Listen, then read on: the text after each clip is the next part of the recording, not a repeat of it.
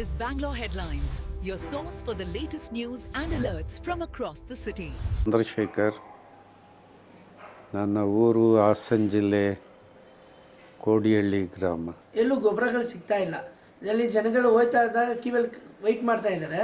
ಆದರೆ ಮಗನ ಮಾತ್ರ 3 ಎಕರೆ ಇರುತ್ತೆ, ಅವ್ರು ಮಾತ್ರ ಬರ್ತಾರೆ.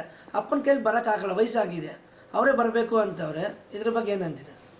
ನೋಡಿ, ಗೊಬ್ಬರದ ಸಮಸ್ಯೆ ಏನು ಪ್ರಾರಂಭ ಆಗಿದೆ, ಈ ಆಡಳಿತ ಮಾಡುವಂಥ ಬೃಹಸ್ಪತಿಗಳಿಗೆ ಕಾಮನ್ ಸೆನ್ಸ್ ಇರಬೇಕು.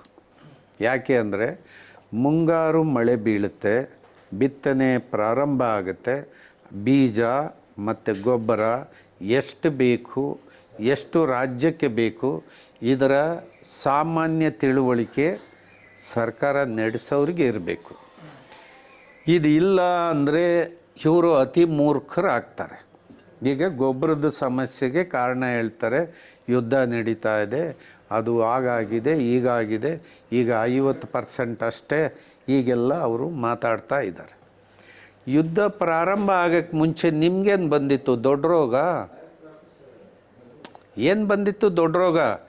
ಯಾವ್ಯಾವ ಕಾಲಕ್ಕೆ ಏನು ಮಳೆ ಬಿದ್ದಾಗಲೇ ನೀವು ಗೊಬ್ಬರಕ್ಕೆ ಹುಡುಕಾಡೋದ, ತಡ್ಕಾಡೋದ, ಅಥವಾ ಅದಕ್ಕೆ ಪೂರ್ವಭಾವಿಯಾಗಿ?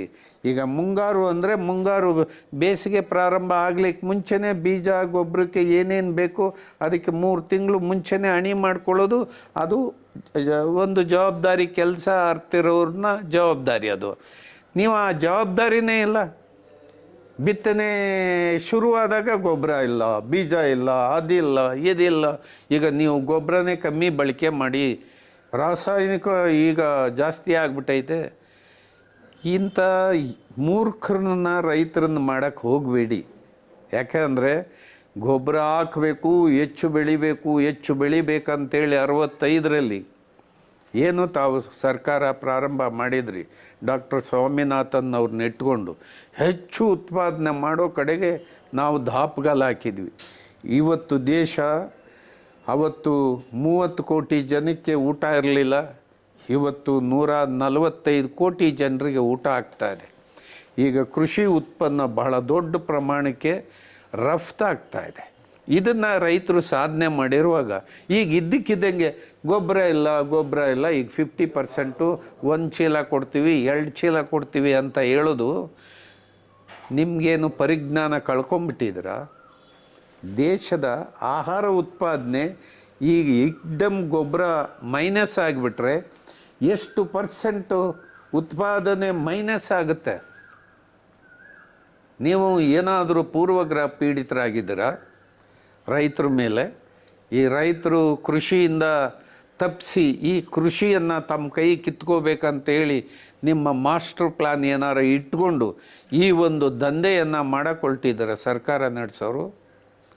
ಹಾಗಾಗಿ ಈಗ ತಪ್ಪಾಗಿ ಸರ್ಕಾರಗಳು ನಡವಳಿಕೆಗಳು ತಪ್ಪಾಗಿದ್ದಾವೆ.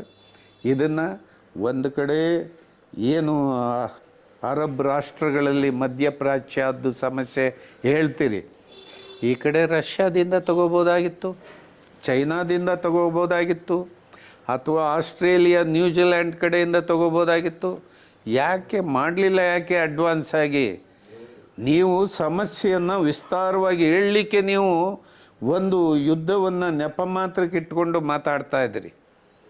ಇವತ್ತು ಕಲ್ಲಿದ್ದಲಿಂದ ಯೂರಿಯಾ ಯಾವ ಪ್ರಮಾಣಕ್ಕೆ ನಾವು ಉತ್ಪಾದನೆ ಮಾಡ್ಕೋಬೋದು, ಪೆಟ್ರೋಲಿಯಂ ಪ್ರಾಡಕ್ಟ್ಗಳಿಂದ ಯಾವ ರೀತಿ ನಾವು ಮಾಡ್ಕೋಬೋದು, ಇದೆಲ್ಲದು ನಮ್ಮ ಮುಂದೆ ಇರ್ತಕ್ಕಂಥದ್ದೇ ಅಲ್ವಾ? ಈ ದಿಕ್ಕಲ್ಲಿ ತಾವು ಮಾಡ್ದಲೇ ಇರ್ತಕ್ಕಂಥ ಅಪರಾಧಕ್ಕೆ ಒಂದು ಸಬೂಬುಗಳನ್ನು ಹೇಳಿ ತಾವು ಜವಾಬ್ದಾರಿ ಕದ್ದು ರೈತರ ಉತ್ಪಾದನೆಯಲ್ಲಿ ಮೈನಸ್ ಆಗುವ ರೀತಿಯಲ್ಲಿ ನೀವು ಮಾಡಿಕೊಳ್ತಿದ್ದೀರಿ. ಇದು ರೈತರಿಗೆ ನಷ್ಟ ಉಂಟು ಮಾಡುವಂಥದ್ದು, ದೇಶದ ಉತ್ಪಾದನೆಗೆ ನಷ್ಟ ಉಂಟು ಮಾಡೋದು.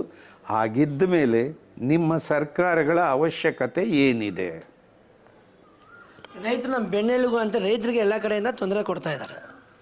ಇವರು ಆ ಬೆನ್ನೆಲುಬನ್ನು ತೆಗೆದು ಬಿಡಬೇಕಂತ ಹೇಳಿ ಹೊರಟಿದ್ದಾರೆ ಇವರೇ.